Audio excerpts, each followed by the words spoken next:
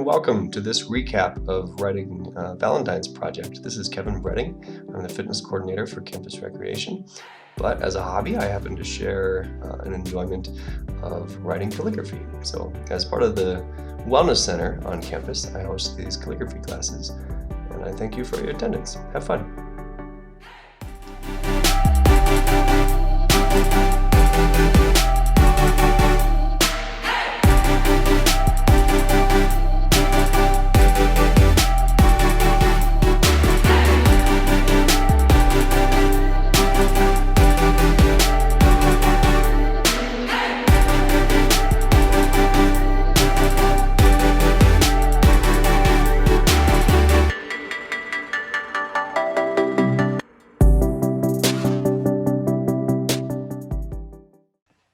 So thanks for sharing the day with me. We're going to go over this project is our foundation today, and we'll just kind of chip away at it piece by piece. We'll start with, I think we'll leave the V until later in the day, and then we'll come back in and go from that. But before we dive in, let me get a sense of what kind of materials you have. And forgive me if I pronounce your name wrong. Harneil? Yeah, hi, I'm Harneil. Yeah, I just have a plain paper, I guess. Okay. Yeah, it's what's your writing utensil? A pencil. Okay, that works. Okay, yep. This is my first time. I'm sorry. No, it's fine. Very good. Yeah. I encourage new faces, absolutely. Yeah. Because I hope you fall in love with it. It's a wonderful thing. Oh yeah, I do love it, and I didn't know that earlier that our rec center has like this kind of class to offer, yeah. But I discovered it like a few days ago, so I signed up for it. I'm glad you did it. Where did you see it in the first place? From a, Oh, I got an email. Oh no, actually, I saw it on Instagram on UW. Wellness page, I guess. Yeah. Very good. Okay. Yeah, so it's good to know that our social marketing efforts are paying off in some form. Oh yeah, definitely. And your paper is do you happen to have lined paper nearby? Yeah, sure. Lined paper. Yeah, I got it. Cool. So it does help to have with a lined paper. At least a baseline, to land all of your letters on. And then if you can see, they probably show up faintly, but this piece of paper for me is a copper plate calligraphy practice pad. And it also has these diagonal hash lines to help give a consistent italic slant to my letters. And so in the past, I've said, if you don't have anything like that, you can just take a good old-fashioned ruler and a protractor, or you can just make a guideline at an angle and then move your ruler down the page so it lines up with the first line you made, and then work your way down. And if you need to, take a minute and at least give yourself some foundation there while I speak a little bit more about the kind of things that I have in front of me, and the kind of things that you might want. Okay. Let me find a ruler first. Yeah. Sorry. Yeah. And then Maddie, what kind of equipment do you have by now?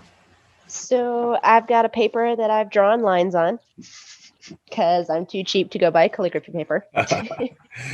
And I have this really, I don't know if you can see it, really thin tipped calligraphy pen. Yeah, okay. And okay. A bottle of ink.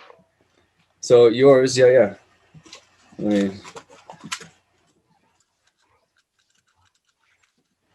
I've been trying to look for new nubs too. Yeah, so you have a nib like so, yes? Yes, yeah. And then you have a pen holder like so, yeah? And so that'll fit right into your pen holder. It will be a little more challenging, and so Harneil, so you can see the difference between these two pens. Yeah. The nibs are or they are interchangeable. I can put this nib into this pen holder and vice versa. Mm-hmm. But this gives me, you can tell already, that italic slant. It helps me achieve that without me having to bend my wrist around. I've been trying to find one of those. Yeah. And they're not terribly expensive. I think $15 to $20 for an oblique pen holder is what this That's is. not bad. Yeah. Mm. And they make a whole bunch of them. This is honestly the only one that I have. And you could probably find 50 of them if you looked hard enough. But yeah, it's working well enough for me. But what I was going to say, Addie, was when you're using, without the oblique pen holder, you're probably going to have to really turn your page a lot. Yeah, it's like I'm writing sideways with Correct. it. Yeah, it's going to feel like you're writing away from you. Yeah. But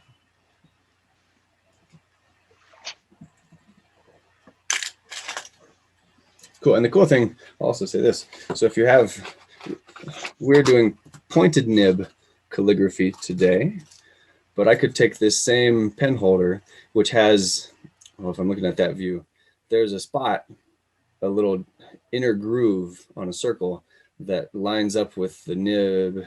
Hang on, get that in view. That lines up with the nib itself.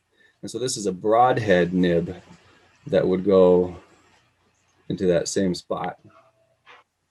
And that allows me to write. It's a completely different style of calligraphy, but the pen holder itself is interchangeable. So.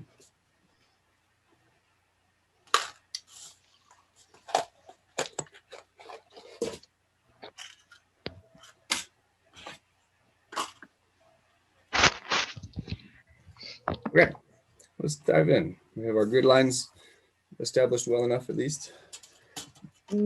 Yeah, I got some lines diagonally drawn on my paper.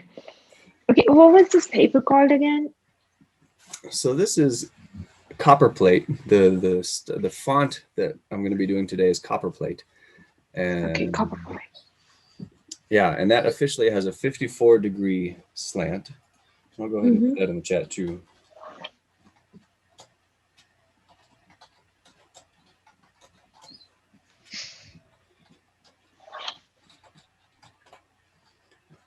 And you can search this website, johnneilbooks.com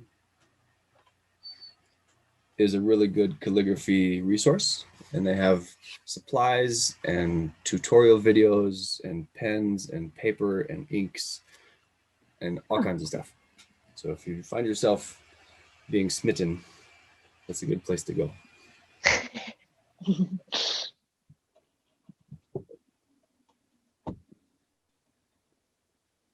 So I'm gonna go ahead and dip my ink. And my particular pen holder has this little spring, or in my nib, that spring is glued in there so that when I dip it into my inkwell, it captures it, it holds a lot of ink, so I don't have to dip every other word, which is the case if you don't have one of these reservoirs. But anyway, that's kind of a bonus for me.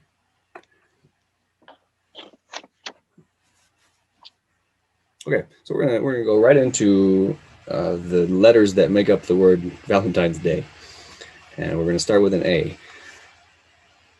And every stroke, we're gonna practice this entry stroke first. This is a shallow. It starts from what this is called the baseline, kind of the line that all of our letters land on. I want to make a shallow slope up that matches the angle, the italic angle at the peak of that stroke. And so this practice pad that I'm using also has a small, this is considered the X height from here to here. That's the height of all of my lowercase letters. And so on this italic entry slope or entry stroke, I'm not going to go all the way up to the top of that. I'm going to stop with about a third or a quarter of the way left. So if you have, you don't have to have that whole X light gridded out, but eventually it does make a little difference to help your letter spacing and your letter height be consistent. But that's our first entry stroke. And then as an independent idea, we're going to do a foundational O, which looks like this. It goes counterclockwise, and it has this italic slant on either side.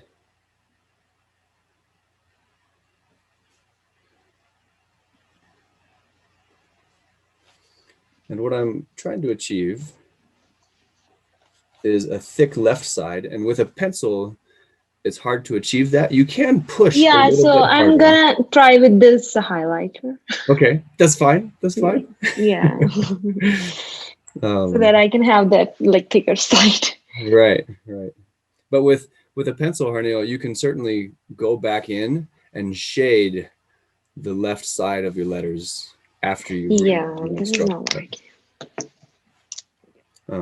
And really, I mean, it's just about the practice of the letter formation first, and then when you get some fancier tools, you can start to really play with it. But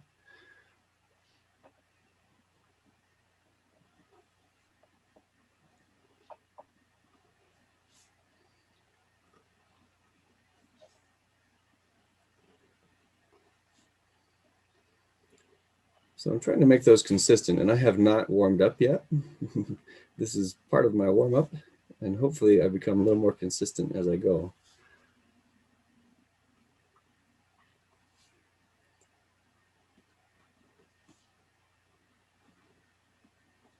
But when I get close to one of these guidelines, I'll show you what I'm looking for.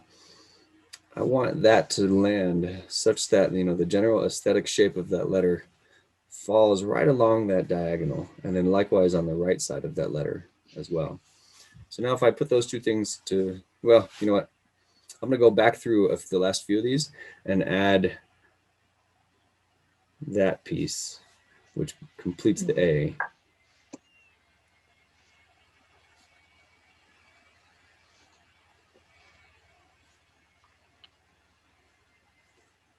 And then to put those all together, I'm going to have an entry stroke that begins. And I make my foundational O that attaches to that entry stroke. And then I finish it with that third stroke. So it's the 3-stroke letter, and the illusion is that it's not.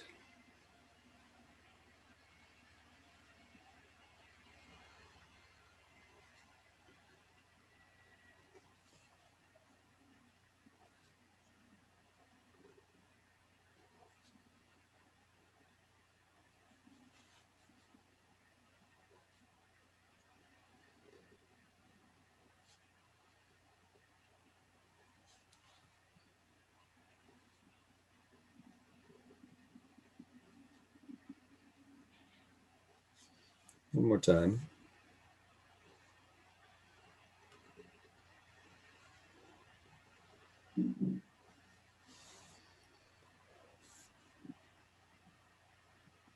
And the repetition is important. I mean, so I've been, as a brief historical background of my calligraphy experience, I've been dabbling in it since high school, which was a while ago now.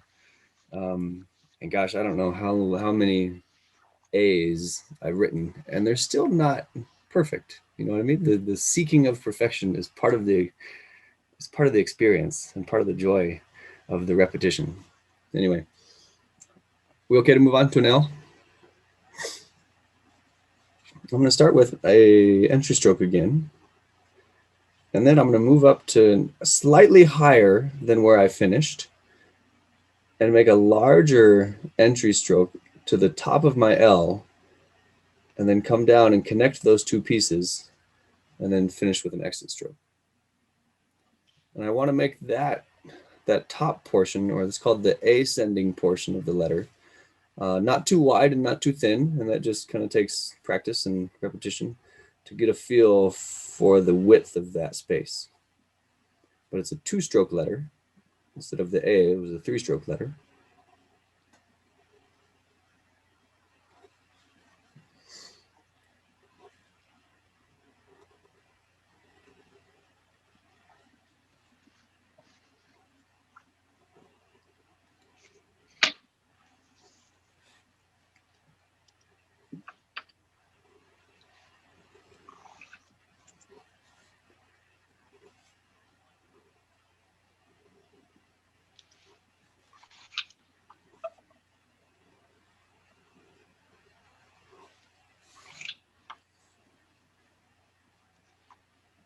Okay.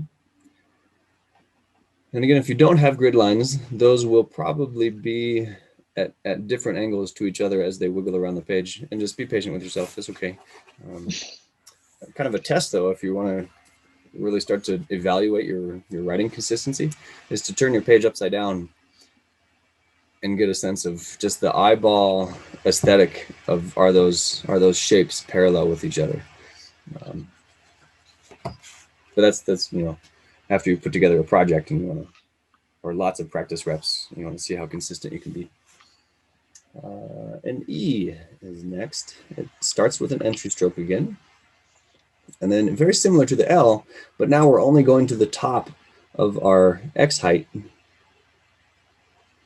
so it's a much smaller thing. There's a 2-stroke letter that follows the same stroke mechanism of the L, but it's just short.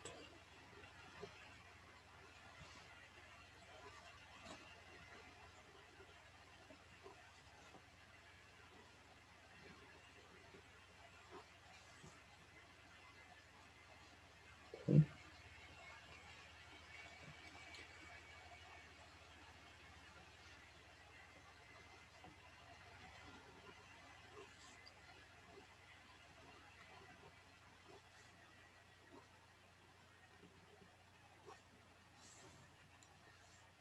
I'm going to move on to an N. And this one is a little different. This is a 2-stroke letter. And it starts by having this entry stroke, but instead of stopping right there, I'm going to continue all the way up to the X height and then come down as a flat or a straight line down to the X height. I'm not going to curve it at the bottom of it. And then I'm going to start as a second stroke to do that. So if I tease out, if I separate those 2 strokes, the first one looks like that, and the second one looks like that. Here's the first piece. And then I'm going to scoot over just a touch again and match that on the way up. And then it has a small curve to it as it comes down and then finishes with the exit stroke. And then if I put them together one more time,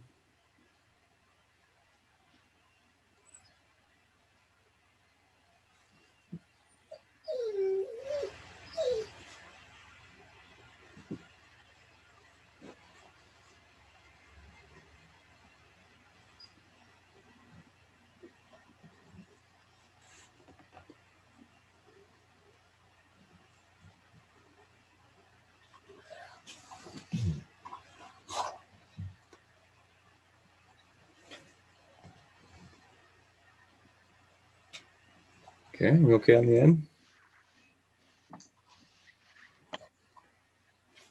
A T and an I. We'll go ahead and do a whole line of the T. Again, I start with an entry stroke here. And then as my second stroke, if I have my grid line, I'm not going to go all the way up to the top of my ascending stroke height. I'm going to go not even halfway, and then have my downstroke with a finish, kind of like a backwards J.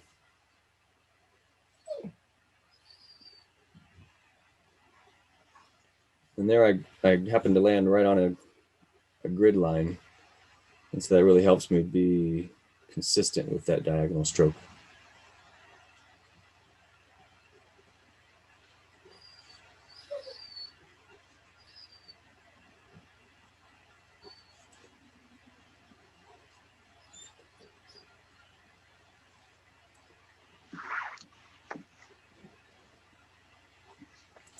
And I did not cross these yet, but I would go back through and cross. Ultimately, it doesn't really matter, but just above the X height is where I'd make that horizontal cross.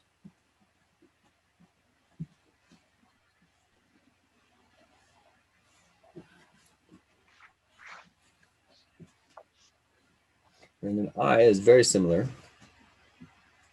Entry stroke to the top of the X height this time. And then my I completes it with a small dot. And if I have ink in my nib, and by the way, if you hear noise in the background, I have 2 dogs that would be whining outside the door. if I didn't let them come in the room with me, but now they're now they're making noise. Anyway, where was I? Oh yeah, I was gonna say, when you dot your I, if you have an ink nib, a small circle followed by a press of pressure gives it that little droplet of ink.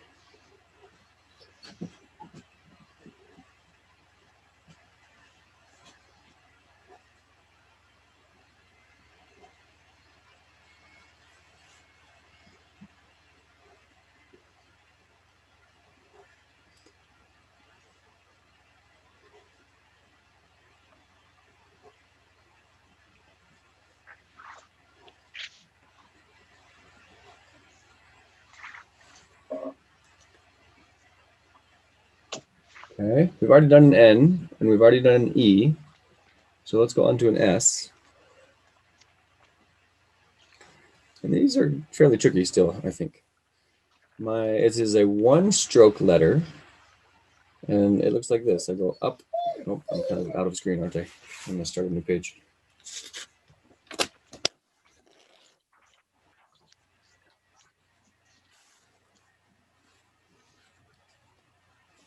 It starts with this entry stroke that goes above the X height, and then I curve back around and give it a belly, and then I go back and give it a small bulb of ink, you know, roughly a third or maybe a quarter of the way up. So I'll just do a few reps of that and you can study it, practice.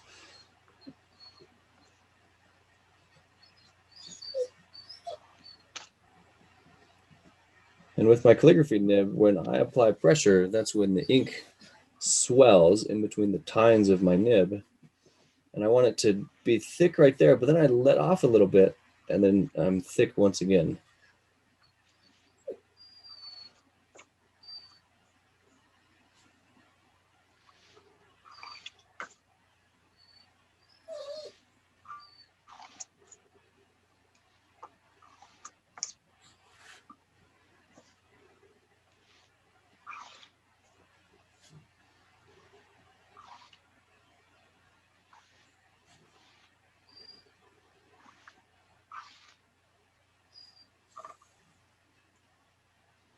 Okay.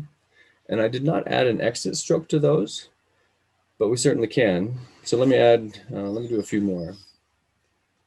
I mean, we usually would, in fact. Which would be a second stroke. I just attach it to the base of that belly on the S, and then it should look and feel just like an entry stroke.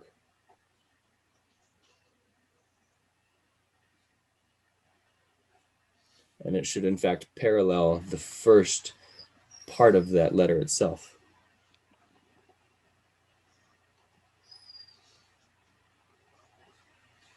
In the context of our project, we're going to embellish it. So I'll do that once or twice here.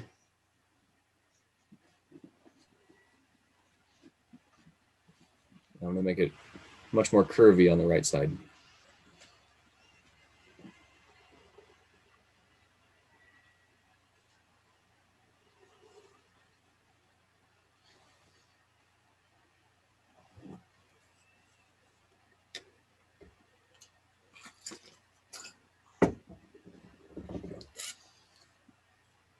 Okay, the next letter we're going to do is a Y, and then we'll start to do our capital or majuscule letters, and then we'll make those fancy. But going into a Y, it looks like this. It's the same as the start of an N, except from here it curves back around and goes back up to the X height. And that's my descending stroke that loops around. And you know what? For me personally, that's a little bit too wide. Let me try that again.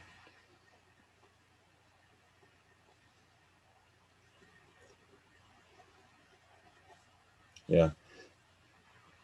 So I'm being picky on myself, but you see how this one is wider in that base of the U shape? That one's much more aesthetically pleasing.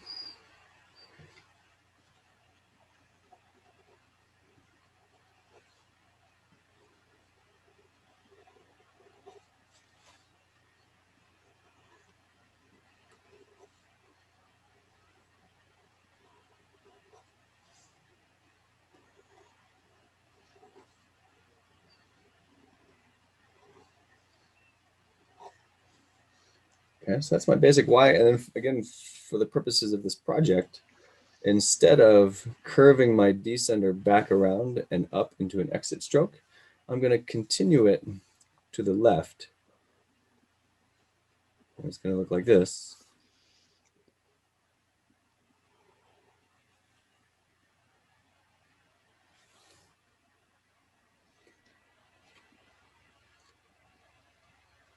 And by itself, it's kind of hard to give that a really pleasant shape. But in the context of the rest of the word project, I think it'll show up a little bit better because we'll have some targets to aim for because of the rest of the word that we just wrote. So any questions about those first couple letters? Okay. Let's go into our V. The V is kind of a fun letter. It's much bigger, of course. And here's my start of it. I'm going to make this really shallow wave that looks like that. Let's just practice that piece a number of times. The general shape of it is going to still give me a parallel landscape. I'm going to use my guidelines to help me achieve it. I'm going to do one right on top of a guideline. So the guideline bisects or runs right through. It's like a line of best fit through that small curve. Okay. And just that shape, that is a very common foundational stroke to any majuscule letter. But for the sake of the V, we'll keep it as it is. And then the next component of it is to start at the bottom or at the base of the X height. And then I'm going to go back up around. And for now, let's just finish it like that. So that stroke by itself is just a big looping arc.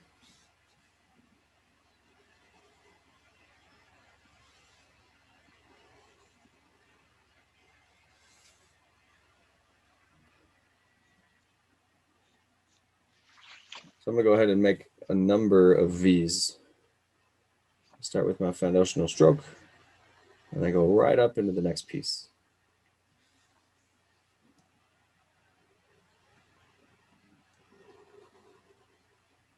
If you need to pick up your writing utensil from one stroke to the next, that is certainly allowed.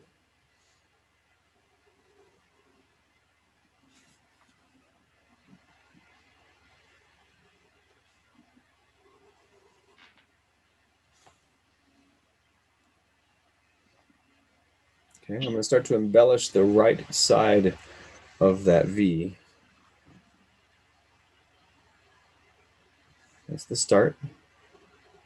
Instead of finishing, I'm going to continue to loop around to the right, and then I'm going to aim this follow-through stroke to come just underneath the top of where I started. And I'm going to curve back around and land roughly in the middle of this oval. Okay, so watch that again.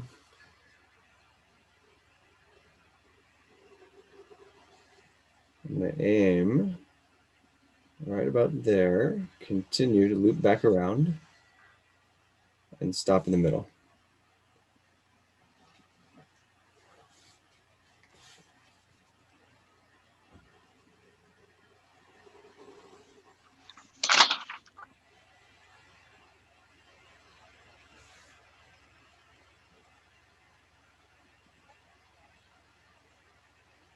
Okay, I'm gonna do a few more, and it's the same shape, but I'm simply gonna make it bigger because when we put it in our project, I want that flourish to be rather large. So I'm really gonna exaggerate how far out that goes. And in order to create thin and, smooth lines like that, I end up moving my whole arm across the page instead of just my fingertips, because then I run out of space. My fingers bump into my own hand. So I'm going to try to relax my fingers and just move my whole arm. And in fact, I have this little glove thing on that allows me to glide across the page a little bit smoother.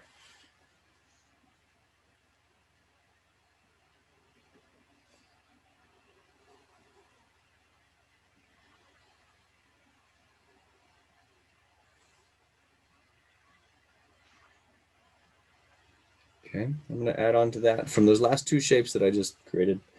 I'm going to add my secondary, the left-hand side of my V, and it's going to look like this.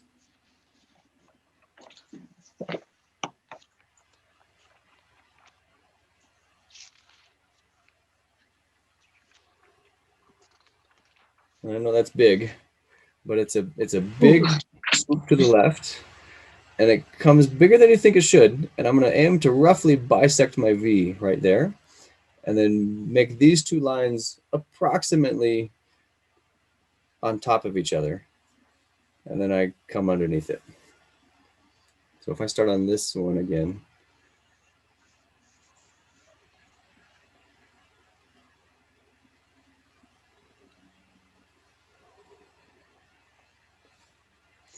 something like that.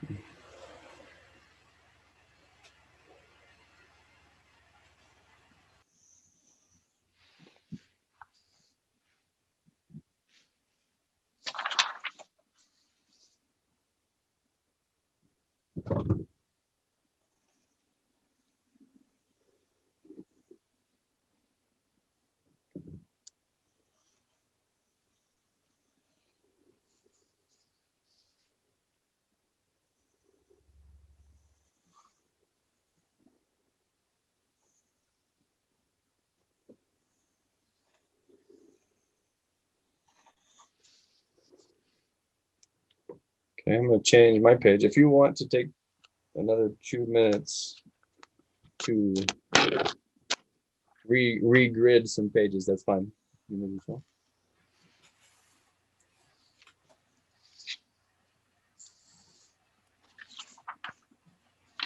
I'm going to start to write the whole word Valentine's. And I'm going to leave off the left side flourish for now. Something like this. I have my right side flourish. I do want that. But I'm just going to leave it at that and then start with my A.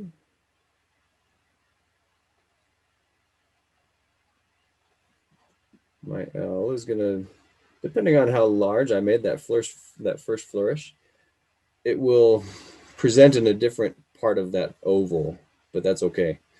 LN.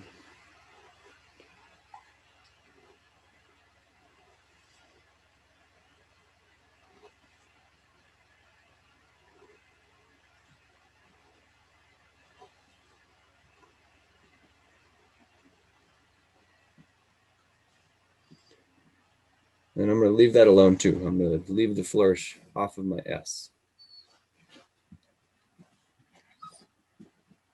And I'm not going to cross my T either. Lots of clarifying statements here.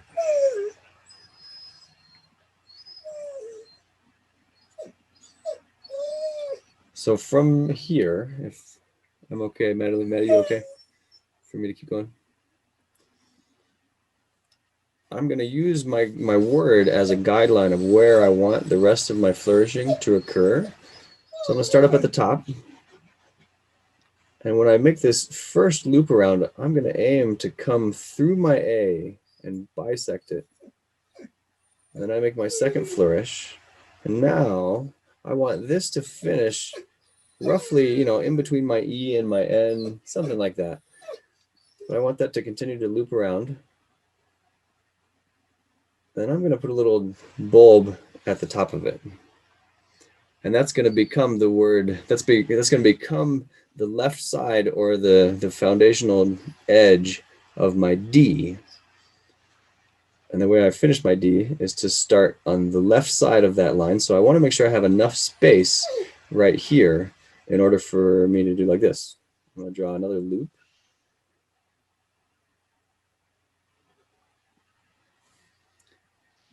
And now that becomes a D. And I can add the 2 AY after that.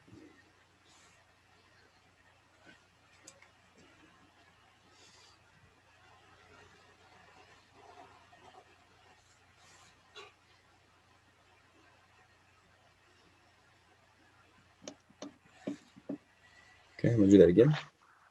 I'm gonna start right here.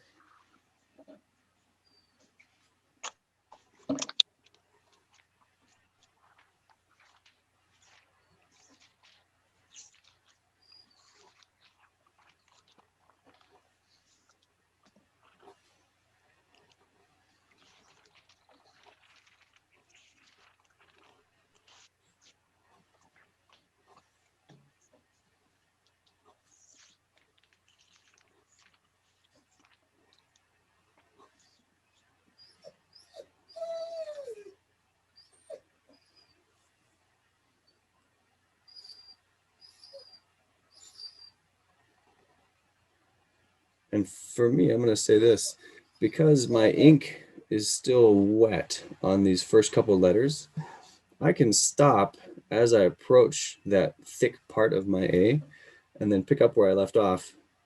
And same thing over here. If I don't want it to bleed through, there's a chance that I could pick up the ink and carry it with that line. If I want to make sure that doesn't happen, I can remove my pen and make that a separate stroke. And I'm going to aim right about there. And I have enough space to make that shape.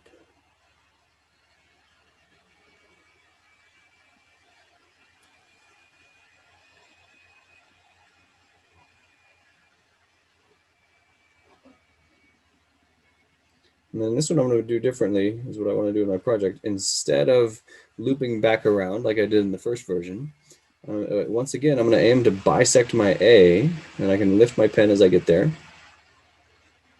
And then I'm going to carry that around and finish, trying to achieve the same italic angle at the end of that stroke. And I'm going to put a heart on it.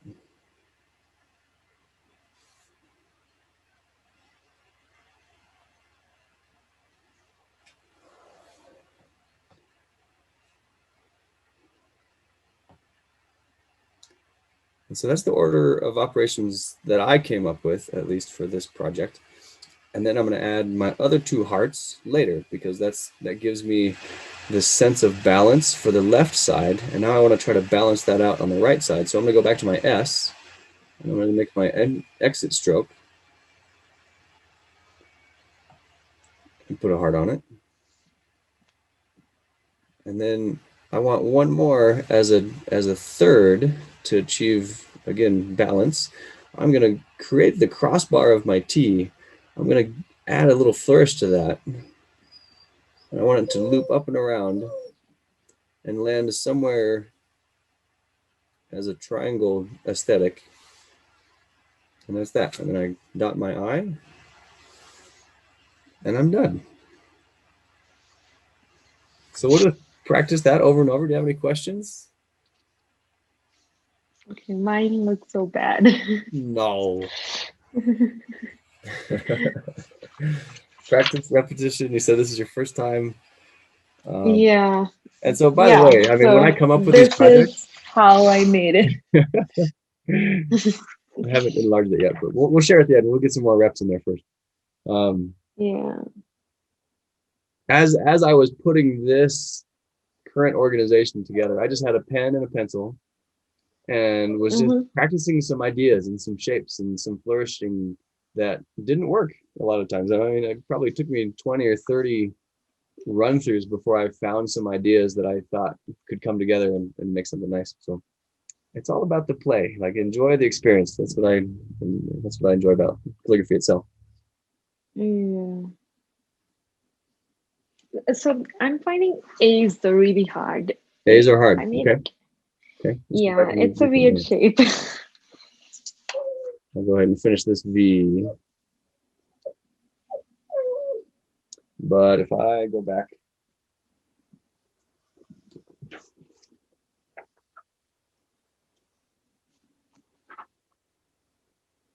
my A, the entry stroke helps an A, I think. I want to start, if I've made that first stroke, I want to move far enough to the right so that I can land on it. I can land that left edge against the finish of my exit stroke. And then I'm going to start so that the left side of my downstroke just touches the right side of my oval.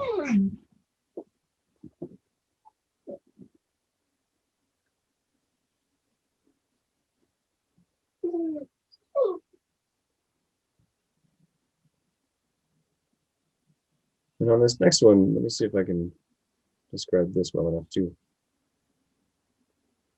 So those last two I tried on purpose to do well. Now I'm going to try to make one that doesn't look good.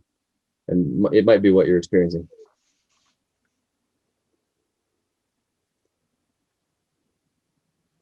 You see that one's kind of squat, it's close together. So that's one common mistake where I didn't give myself enough space. If I start too close, I want to land on that side, but then I have this really elongated oval. Yeah. And then likewise on the right side, if I start too close, the space. There's no separation. Correct. There's no separation. And that just takes practice with, where you start that next shape. You have to visualize in your mind, how wide do I want that oval to be to give it that aesthetic appeal? And ideally, I don't think I ever quite managed this, but ideally, this area is the same as this area, is the same as this area. And that's a constant effort that I'm seeking. Yeah.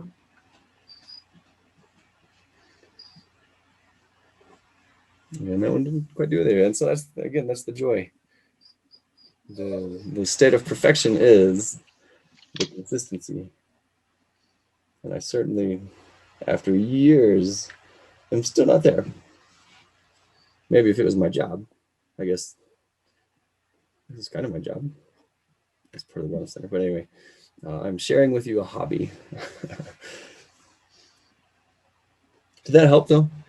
In terms of the spacing guidelines? Yeah, I got the idea. I'm gonna keep practicing.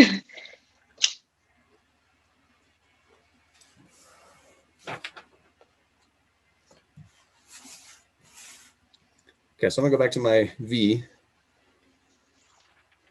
And then I'm gonna add my A to it. And I'll say this too, in terms of general spacing overall, if I started my A a little too close to my V, then that would also appear squished. And that's just also part of the guesswork and the practice of where do I start writing relative to the next one. And you'll get a better sense of that as you go.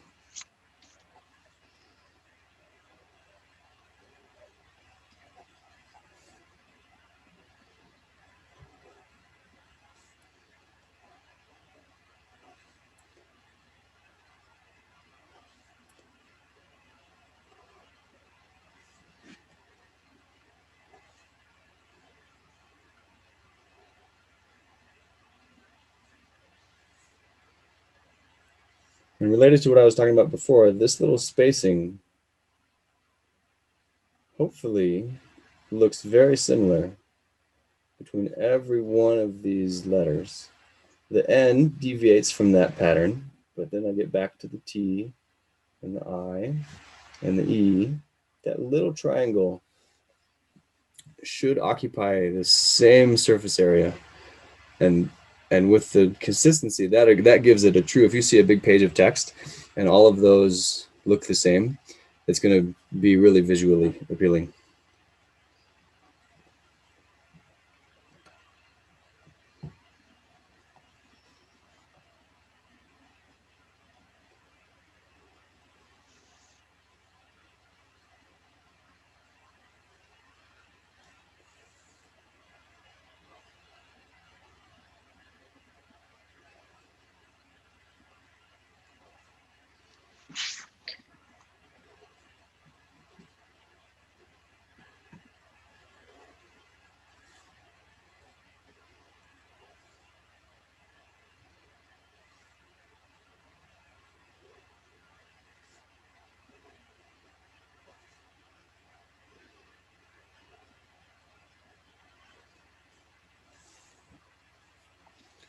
Okay, so I'm going to practice my left side again now that I have my word drawn out. I'm going to swoop a little, make a small circle there. I'm going to aim to come through my A. I may or may not need to lift my pen again. Make that second oval. And then aim in between my E and my N, somewhere in there. I give it a small bulb on the top. And I have enough space to do that. And I think on the D, I didn't say this before, but it's tempting to make a large right-hand belly to the D. But in the copperplate script, the D is very shallow. In fact, this might be a little bit too deep even. So the next time I'll try to be a little shallower there, but that belly is quite thin because the flourish is all on the left side of it. Anyway.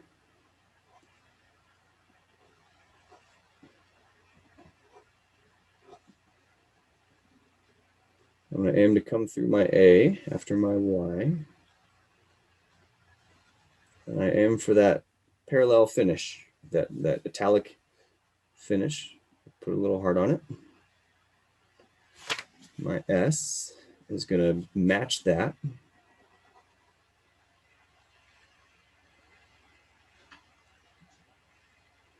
And my T, I'm going to aim.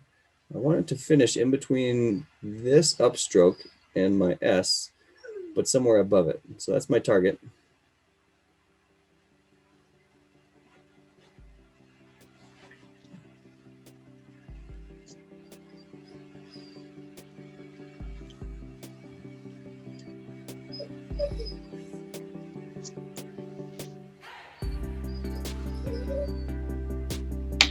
Cool. Any other questions? I'm gonna go ahead and do the full thing on an empty, unlined card and see what happens.